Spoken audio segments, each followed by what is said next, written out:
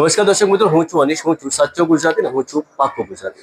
આજે વાત કરીએ છીએ આપણે ઉમરગામ તાલુકાના સંજાણ વિસ્તારની અંદર। સંજાણની અંદર આજે સનરાઈઝ બિલ્ડિંગની અંદર જે પ્રમાણે પોલીસ આવેલી હતી, મોટા કાફલા સાથે પોલીસે તપાસ શરૂ કરી હતી, જેના લીધે અહીંના સ્થાનિક જે રહેવાસીઓ છે એમને થોડીક મુશ્કેલીનો સામનો કરવો પડ્યો હતો। પોલીસ તપાસમાં આવતી હોય છે, એના પાછળનું કંઈ ને કંઈ કારણ હોય છે, પણ આજે રોષે ભરાયેલા જે મહિલાઓ છે અહીંયા ઉભેલા છે આવીને। આ આશિયાના પાર્ક બિલ્ડિંગના જે રહેવાસીઓ છે એ લોકો અહીંયા આવેલા છે, આવીને એ લોકો પોતાનો બળાપો ઠાલવી રહ્યા છે। એનું કારણ એક જ છે કે કોઈક વ્યક્તિએ અહીંયા એવી ફરિયાદ કરી હતી પોલીસની અંદર કે કોઈ અસામાજિક પ્રવૃત્તિઓ આ આશિયાના બિલ્ડિંગની અંદર ચાલી રહી છે, ઘણા સમયથી ચાલી રહી છે। એ ફરિયાદના આધારે એ અરજીના કામે અહીંયા પોલીસ સ્ટાફ આવેલો હતો, જેમાં પીએસઆઈ સહિતનો કાફલો આવીને તપાસ કરી હતી। પણ જેના નામ પર ફરિયાદ થયેલી હતી, જે વ્યક્તિ નામજોગ ફરિયાદ હતી, આપણે એમની સાથે વાત કરીશું। એ આઈસીના બિલ્ડિંગમાં બધું હેન્ડલિંગ મેન્ટેનન્સનું કામકાજ જોતા આવેલા છે ઘણા સમયથી, અને એમના પર જ આક્ષેપો થયેલા હતા। હજી શું નામ છે આપણું, ક્યાં રહો છો, અને આજે पुलिस आवेली तेનું कारण શું? मेरा नाम तबस्सुम सैयद है, मैं 403 में रहती हूँ। ये मोइन कॉन्ट्रैक्टर ने झूठा अर्जी किया कि यहाँ पे अवैध धंधा महिलाओं का ये अपना बढ़ोतरी लोग का अवैध धंधा करते हैं, कैमरा नहीं चालू, कुछ नहीं चालू, झूठा कंप्लेंट करके झूठा ये बहुत बार ये कर चुका है। और ये इसके अवैध इससे इज्जत पे हम लोग की बात आई है। हम लोग अभी आगे क्या करने का ये आप हमको बताओ। जिस तरीके से आज आप पर आक्षेप हुआ है और पुलिस यहाँ पे आई थी, पुलिस को इस तरीके से कोई सुराग वगैरह मिली, ऐसा कुछ बस सामने आया? कुछ नहीं, पुलिस को कुछ नहीं मिला। पुलिस ने 8-8, 10-10 लोगों ने पूरा घर हमारा चेक किया है, घर में घुस के चेक किया है। हमारे बिल्डिंग में कैमरा है, आप चेक कर सकते हो। हमको इसके बारे में कोई आइडिया नहीं था, कोई नॉलेज नहीं था, और डायरेक्ट आके उन लोग ने सब छापेमारी किया, उनको ऐसा कुछ भी नहीं मिला। इसके लिए आगे आप कुछ कार्यवाही करना चाहते हो, या तो सरकार को कुछ बोलना चाहते हो? तो बिल्कुल सरकार को ये बोलना चाहते हैं कि ऐसे नीच को, गिरे हुए को, जो औरत के कैरेक्टर पे हाथ उठाए, इसको यहाँ से खाली कराओ, और इसको कड़ी से कड़ी कार्रवाई इसके ऊपर होनी चाहिए।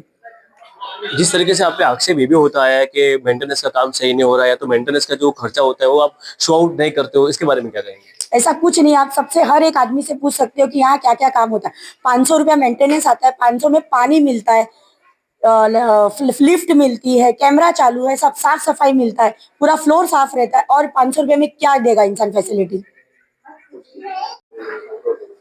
जिस तरीके से यहाँ के जो मेंटेनेंस देखने वाले, जो मतलब बिल्डिंग का पूरा हैंडलिंग कर रहे हैं, उनसे बात हुई करके उन्होंने जैसे बताया गया कि महिलाओं पे जिस तरीके से उन्होंने आक्षेप किए गए, बहुत ही भयंकर आक्षेप हुए थे कि ये लोग यहाँ पे अवैध धंधा करे।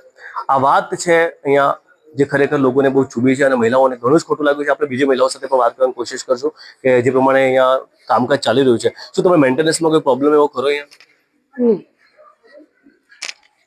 બેન, आप यहाँ पे रहते हो, कौन से फ्लैट में रहते हो? मैं फर्स्ट फ्लोर पे रहती हूँ। जिस तरीके से मोइन भाई ने यहाँ पे फरियाद किया है कि इस तरीके से फ्लैट में ऐसे कुछ गोरख धंधे हो रहे, उसके बारे में क्या कहेंगे? ऐसा कुछ भी नहीं, ये सब फरियाद झूठी है और ये सब गलत बात है। ऐसा कुछ भी नहीं, सब फैमिली वाले रहते हैं यहाँ, सब बाल बच्चे वाले रहते हैं, ऐसा कुछ भी नहीं है। जिस तरीके से यहाँ पे अपने दूसरी महिलाओं से भी बात કરી બધા સાથે, અને એ લોકોએ જે પ્રમાણે આપણને કહ્યું છે કે એવી કોઈ પણ જાતની અહીંયા ગેરપ્રવૃત્તિઓ થતી નથી। તો ફરિયાદનું કારણ શું છે અને ફરિયાદનો અંત હવે કઈ રીતે આવશે એ તો જોવાનું રહ્યું। હાલ બધી જ મહિલાઓ આક્રોશમાં છે, અને આ આક્રોશમાં મારામારી પણ થઈ હતી। હું તમને એક નાનો વિડીયો બતાવું છું, મારામારી તમે જોઈ શકો છો। अवैध धंधे का क्या मतलब, ऑफिसर बोला?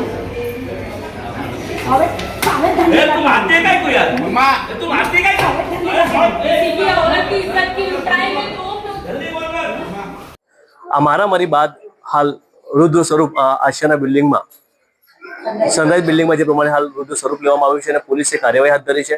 હવે કાર્યવાહીમાં પોલીસે જે પ્રમાણે તપાસ કરી છે, એમાં અમુક જે માલિકો જે ભાડવત રહે છે એ લોકોને એગ્રીમેન્ટ નથી કરી આપેલું, એવા કેસો બન્યા છે। એના સિવાય બીજી કોઈ પણ સેન્સિટિવ બાબત સામે નથી આવી, જે ખૂબ જ સારી વાત છે। પણ હાલમાં જે આ ફરિયાદનો આક્ષેપ થયો હતો એ ખરેખર ખૂબ જ ભયંકર હતો, અને આ ખૂબ જ બદનામી રૂપ હતો, જેને કારણે મહિલાઓએ આક્રોશ ઠાલવ્યો છે, અને એ બાબતે મહિલાઓ નારાજગી વ્યક્ત કરી રહ્યા છે।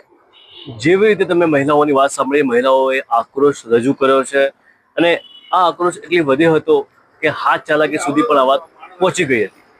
બદનામી કોઈ સહન ન કરે। જ્યારે બિલ્ડિંગમાં રહો છો તો સાથે મળીને રહેવું જોઈએ, એકબીજાને સમજીને ચાલવું જોઈએ। આટલી નાની બાબતોમાં આટલી મોટી ફરિયાદથી ઘણું મોટું નુકસાન એ જનતાએ જ ભોગવવાનું હોય છે, આપસમાં જ લોકોએ ભોગવવાનું છે। આ તમામ બાબતે અમે જે અરજદાર હતા મોઇનભાઈ કોન્ટ્રાક્ટર, એમની સાથે વાત કરવા પણ ગયા હતા, પણ એમને સ્પષ્ટ કોઈ પણ જાતનો ખુલાસો આપવાની ના પાડી હતી, જેથી એમનું સ્ટેટમેન્ટ અમે નથી બતાવી રહ્યા. પણ હા, આ જે અરજી હતી એ અરજીને લઈને પોલીસે તપાસ કરી હતી. પોલીસ કાર્યવાહી માટે આવી હતી અને પોલીસે જાહેરનામાના ભંગની કાર્યવાહી કરી છે. આ આશિયાના બિલ્ડિંગમાં જેટલા પણ ફ્લેટો છે, જેટલા પણ ફ્લેટ ધારકો રહે છે,